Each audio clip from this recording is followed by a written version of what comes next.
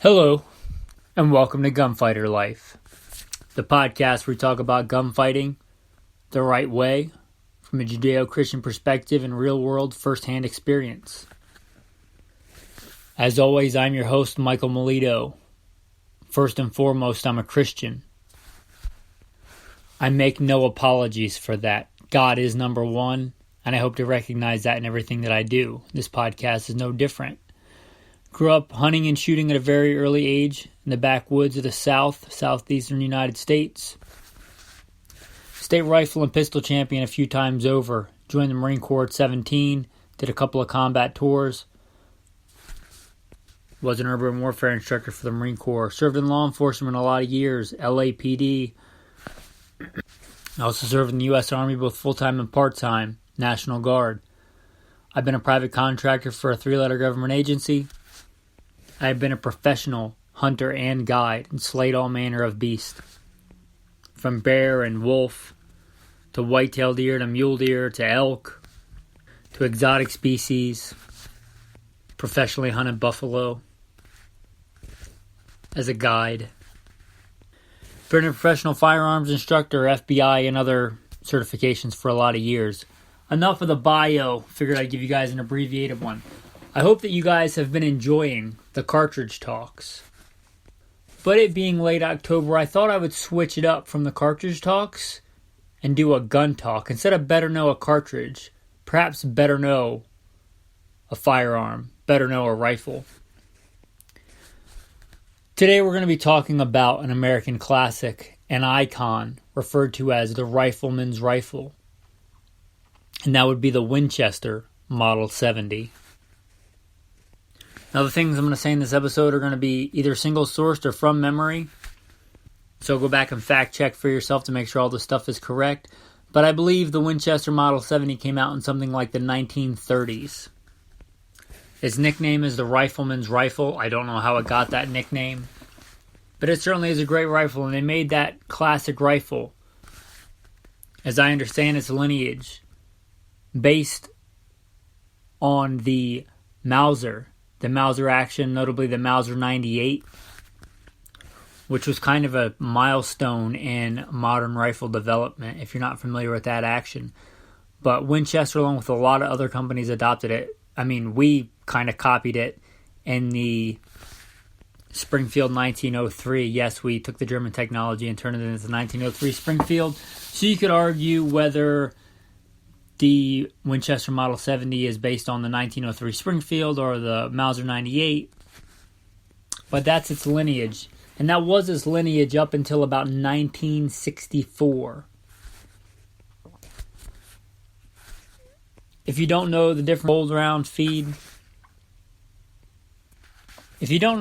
between a controlled round feed and a push feed rifle and a bolt action, you may want to go look those up.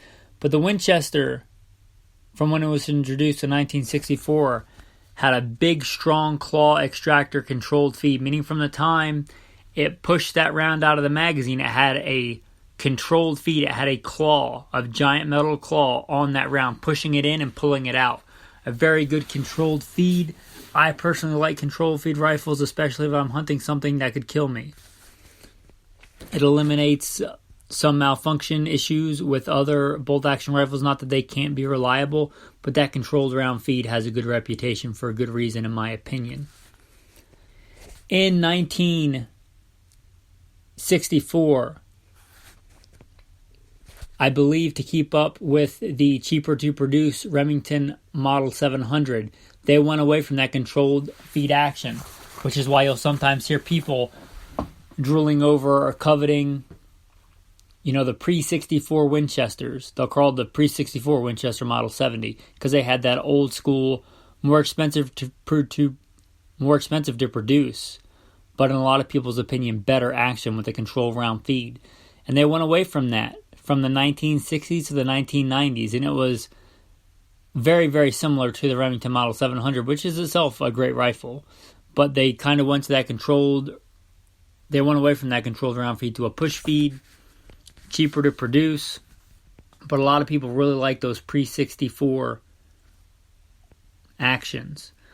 Well, the good news is that in the 1990s and up until today, they went back to the older style action. I'm sure they're not exactly the same, but I think enough people copied that old design that they realized that they really should revisit that controlled round feed, and they went back to it in the 1990s. So today, you can get a good Winchester Model 70 with that controlled round feed, with that proven action, that action that dates back to the 1800s that's been hunted with all over the world. And you can get that today.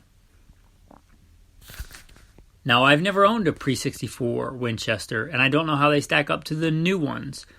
If it were me, unless it was a really good shooting accurate rifle and you got a good deal on it, I would like to have the controlled round feed rifle, so the pre-64 or the post-1990 something when they went back to it. But if you have a rifle that's in between, no worries there. It's still a good, I'm sure, well-made rifle.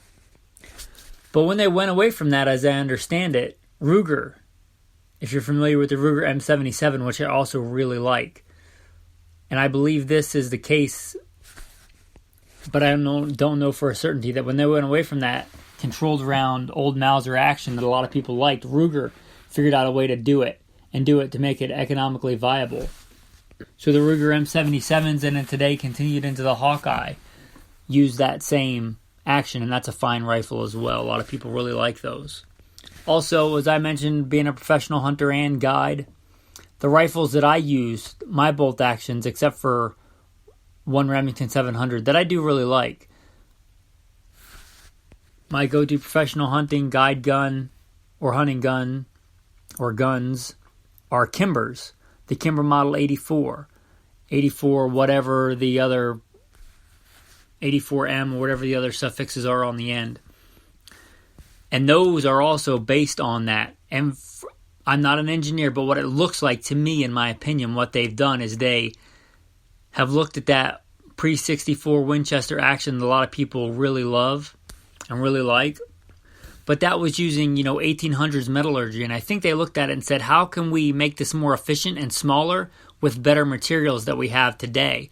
So the 84M is a scaled down action, a smaller action. Smaller, handier, lighter. But I think with today's modern materials, still very strong. Controlled round feed rifle. And I really like those.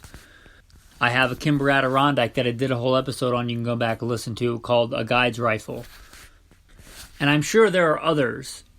Now, well, you could argue whether they're based on the Mauser or the 1903 Springfield or the Winchester pre-64, but based on that action, there are quite a few. So I thought I would talk about this rifle, especially it being late October and hunting season in a lot of places. A good American-made, American icon, classic bolt-action hunting rifle. These rifles have been chambered in so many different calibers. I couldn't even venture to start a list. It would probably take an entire long podcast to mention all the calibers that it's been chambered in. And they've come up with a lot of different variants. So maybe maybe you've been listening to the Better Know cartridges. You thought, that cartridge really seems cool. I'd really like to have that.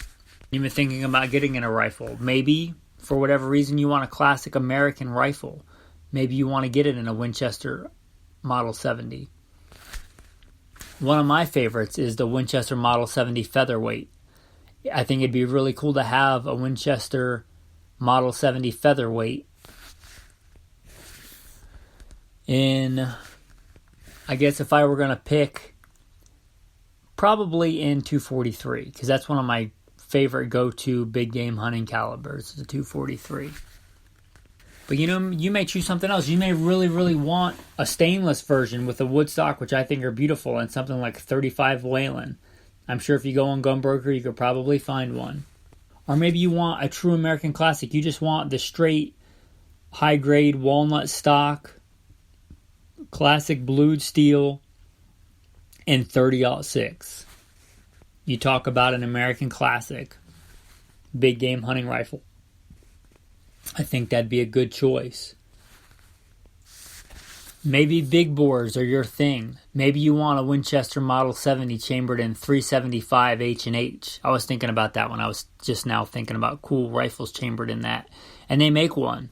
I just looked it up. They have it at Sportsman's Warehouse. They make a Winchester Model 70 in 375 H&H. If you want a big game, I'm talking buffalo or Cape Buffalo or going to Africa rifle, brown bear. 375 H&H, I probably should do a cartridge talk on it sometime. And I think that one comes with iron sights, which I really like, because I think a rifle ought to have iron sights unless it's specific for a specific reason. But I think a general hunting rifle, I really like them with iron sights, and most of them don't come with them anymore. Maybe you're a history guy. Maybe you do want to find one of those great old pre-64 Winchesters that demand quite a high price tag. But maybe you want to hunt with a piece of American history. A brief aside, check your facts on this, but I do believe. In fact, I just looked it up and saw it from two sources. So by the mouth of 2 or 3 witnesses, a matter is established. Carlos Hathcock, perhaps one of the most famous American snipers. Certainly, probably the most famous American sniper of Vietnam, Marine Corps sniper, used a Winchester Model 70. He used other stuff too. I've read his biography. But he did use a Winchester Model 70 with an 8-power scope. Maybe you decide, I want to get a pre-64 Winchester and whatever, 30-06 or 308, whatever he was using with an 8-power scope and go hunt with it. Maybe that's my thing. Anyway, I just thought that would be a good thing to talk about with you guys, with the tribe, with the audience, with the supporters. And hopefully now you better understand the Winchester Model 70. An American classic, the rifleman's rifle. With that, guys, I hope you've liked this episode. Hope you like the shorter episodes. I just did a long one. Should be coming out tomorrow. This one I think I'll publish on Thursday. Obviously, I'm at the time of this recording. I don't know when you're going to listen to it. But if you like the cartridge talks, the gun talks, let me know, because I generally do this to pass on the information to you guys, the audience. I do this as a labor of love. So if you like these kind of episodes, let me know. Or if you want the longer episodes once a week and you don't want the cartridge or the gun talks almost every day, then let me know that too. I'd appreciate you liking, subscribing, and commenting on the podcast. It's a free way that just takes a little bit of time. Scroll down to the bottom, hit whatever number of stars. It'd really be cool if you left a review. Even if the review is just like, hey, my favorite gun is this. Let me know what your favorite gun is, or let me know what Winchester Model 70 you'd like to have, or if you think it's not the rifleman's rifle and you think it should be another rifle, let me know that too. I guess I should say let the audience know, let each other know. You guys are a tribe. With that, guys, if you want more, you can go to goodshepherdtraining.com, goodshepherdtraining.com. There's a link on there if you want to support financially. Scroll down to the bottom of Good Shepherd Training. There'll be a Patreon link on there. If you thought this content or any of the other episodes we do was worth the fraction of the cost of a box of ammo, consider supporting on Patreon. For those of you that do, I sincerely thank you. It means a lot. If you like this podcast, if you don't know about the others, if you're listening to this somewhere, you just stumbled across it because you want to learn about the Winchester Model 70, you may also like the Alpha Male podcast. And if you care about the important stuff, Simple Man Sermons, the preachings of a simple man called by God to share the good news of Jesus Christ. With that, guys, until next time, I hope you like the podcast. Like I said, if you want to get a hold of me for any reason, goodshepherdtraining.com. Thanks, and have a blessed day.